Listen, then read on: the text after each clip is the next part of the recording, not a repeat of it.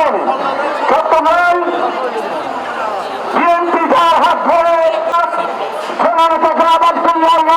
আমি যে কথাটা বলতে চাই, আমি যে আজকে আমি অর্থাৎ 1 মাসের অধিক আমি শহরের বাইরে ছিলাম, কিছুটা অসুস্থতা ছিল, কিন্তু সেটা আমাকে চালু করতে পারে নাই।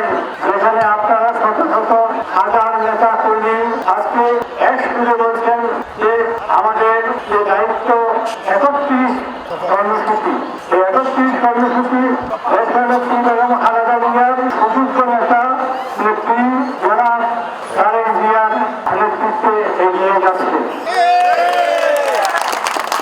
আমি এখন ব্যক্তি বিশেষের রাজনীতি করি না, আমাদের রাজনীতি করতে হবে কৃষকের আইনে আইনে, শ্রমিকের বস্তিতে বস্তিতে আমাদের রাজনীতি হবে একটি উন্নয়ন সম্ভাবনাময় দায়িত্বে কাজ করা।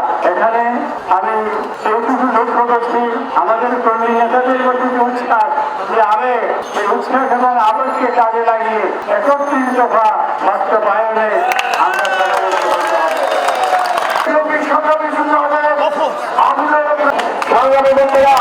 শুধু একটা কথা বলবো, আজকে অভিনন্দন জানাই যে আপনারা আজকে আপনাদের বলতে চাই, মেয়র হিসেবে নয়, একজন নগর সেবক হিসাবে আমি কাজ করতে আইনের শাসন প্রতিষ্ঠা হয়েছে আমাদের আইনের মাধ্যমে। এই আইনের শাসন প্রতিষ্ঠা যাতে শেষ পর্যন্ত থাকে, তাই আমরা বলতে চাই আজকে এই অন্তর্বর্তীকালীন সরকারের কাছে অনেক চ্যালেঞ্জ, অনেক সংস্কার তারা হয়তো করতে পারবে, কিন্তু মধ্যবর্তী এবং কাশিয়ার স্টেজের রিফরমেশন তাদের দ্বারা সম্ভব না হবে। তাদের প্রাইমারি স্টেজের যে সংস্কারগুলো আছে, অনতিবিলম্বে এই সংস্কার করে একটি নির্বাচনের রোড ম্যাপ তাদেরকে ঘোষণা করতে হবে। আমি মনে করি বিএনপির যে নতুন একটি কথা, তাই সবাইকে সজাগ থাকতে হবে।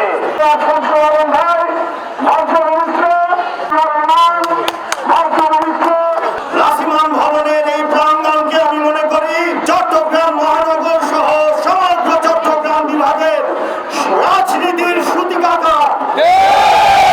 আমি আজ এসেছি আপনাদের আমন্ত্রণে, শুধু পিতার পুত্র হিসেবে নয়। তাই আমি আপনাদের সাথে সম্মুখে বসা ছিলাম, আমাকে এখানে ডেকে আনা হয়েছে।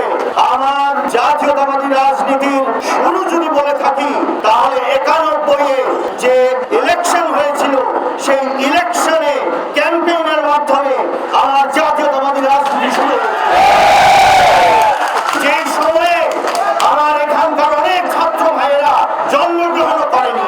আর যদি বলি, তাহলে আমার পরিবারের 150 বছরের রাজনীতি এবং সমাজকর্ম চট্টগ্রামের শিক্ষাক্ষেত্র থেকে শুরু করে প্রতিটি অলিতে গলিতে আমাদের সংস্পর্শ, তাই আমাদের রাজনীতি নতুন করে করবার নয়, এটা 100 বছরের রাজনীতি।